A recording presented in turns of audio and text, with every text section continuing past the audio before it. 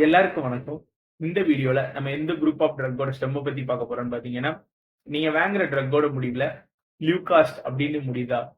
அப்படி முடிஞ்சா அது வந்து என்ன குரூப் ஆஃப் ட்ரக்ன்னு பார்த்தீங்கன்னா, லியூகோட்ரின்ஸ். லியூகோட்ரின்ஸ்னா என்னன்னா, வேற ஒண்ணும் இல்லங்க. இது வந்து நம்ம உடம்புலயே இருக்கு. நமக்கு நெறைய நல்ல விஷயமும் பண்ணுது. ஆனா சில சமயங்கள்ல கெட்ட விஷயமும் பண்ணுது. எதுக்காக கெட்டது பண்ணுது அப்படின்னு பார்த்தீங்கன்னா, வெளிய இருந்து ஒரு கிருமி நம்ம உடம்புக்குள்ள வரும்போது அது கூட இந்த லியூகோட்ரின்ஸ் கான்டாக்ட் ஆகி என்ன பண்ணுதுன்னா, ஒரு இன்ஃப்ளமேட்டரி கெமிக்கல்ஸ வந்து சுரக்குது, வெளியிடுது. இப்படி வெளியிடும்போது என்ன ஆகுதுன்னா, உங்களுக்கு மூச்சு விடுறதுக்கு கஷ்டமாகும், சளி நெறைய வரும். இந்த மாதிரியான பிரச்சனைகள்லாம் வரும்.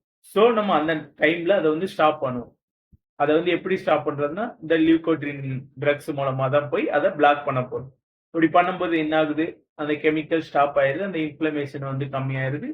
உங்க சளியும் வந்து ரொம்ப கம்மியாயிருது. இப்படிதான் இதோட மெக்கானிசம் ஆஃப் ஆக்ஷன் இருக்கு.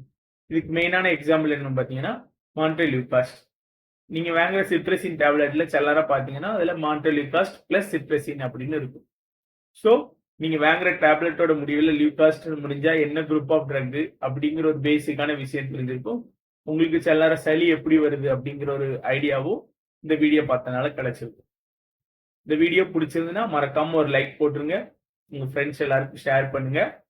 நாளைக்கு இது போல ஒரு ஸ்டெம் வீடியோல சந்திக்கலாம். பாய்.